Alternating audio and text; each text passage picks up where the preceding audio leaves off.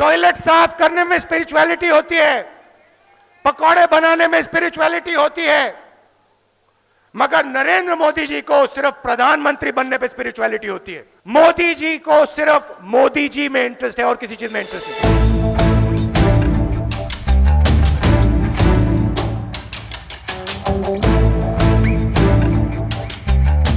संसद में 84 सीटें ऐसी हैं जो दलितों के लिए आरक्षित हैं। 2014 के चुनाव में बीजेपी को उनमें से 40 मिली थी और कांग्रेस को सिर्फ 2।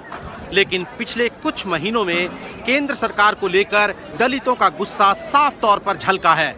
राहुल गांधी के भाषण से साफ है कि 2019 के आम चुनावों में कांग्रेस पार्टी उस गुस्से को भुनाने में कोई कसर छोड़ना नहीं चाहती।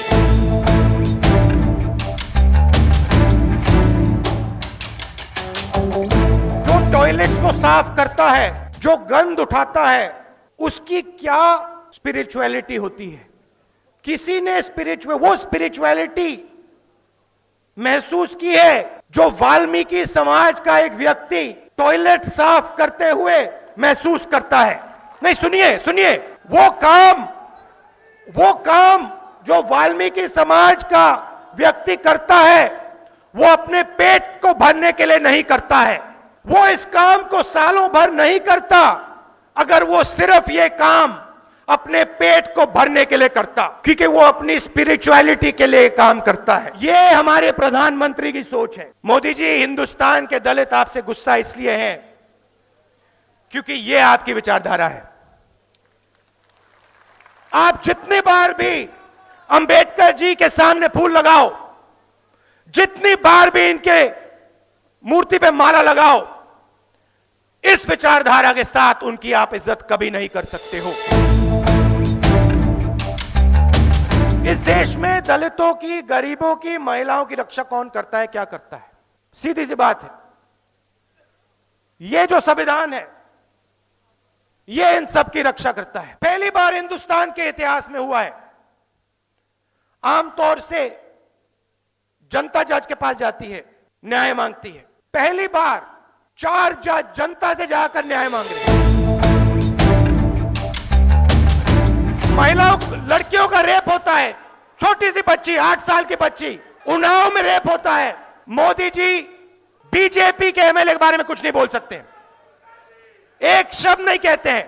पहली बार हुआ मोदी जी गए हिंदुस्तान के बाहर और आईएमएफ की चीफ ने मोदी जी से कहा, नरेंद्र मोदी जी, आप हिंदुस्तान की महिलाओं के लिए सही काम नहीं कर रहे हो, आप महिलाओं की मदद नहीं कर रहे हो, आपके देश में महिलाओं के खिलाफ एक के बाद एक अत्याचार हो रहा है और हिंदुस्तान का प्रधानमंत्री शांत है।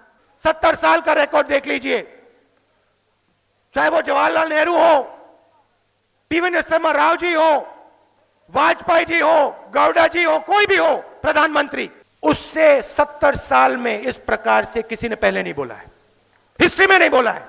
पहले था बेटी बचाओ बेटी पढ़ाओ, अब नया नारा है सिर्फ बेटी बचाओ।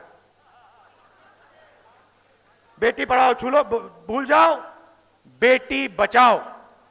और यह काम किससे बचाओ? बीजेपी से बचाओ, बीजेपी के एमएलए से बचाओ। सुप्रीम कोर्ट को कुचला जा रहा है, दबाया जा रहा है, पार्लियामेंट हाउस को बंद कर रखा है।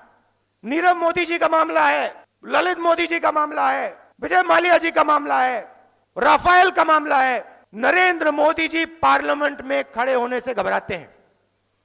मैं आपको बता रहा हूं, 15 मिनट मेरी वहां पे स्पीच करा दो, 15 मिनट मेरी वहां पे मोदी जी के सामने स्पीच करा दो, 15 मिनट में राफेल की बात करूंगा, नीरव मोदी की बात करूंगा, मोदी जी वहां पे खड़े नहीं रह पाएंगे। मोदी जी को सिर्फ मोदी जी में इंटरेस्ट है और किसी चीज में इंटरेस्ट नहीं। नरेंद्र मोदी प्रधानमंत्री कैसे बने, यह एक सवाल है जिसका जवाब नरेंद्र मोदी जी चाहते हैं। दलित मर जाए, माइनॉरिटीज पे अत्याचार हो, देश जल जाए, महिलाओं पे बलात्कार हो, रेप हो, कुछ नहीं।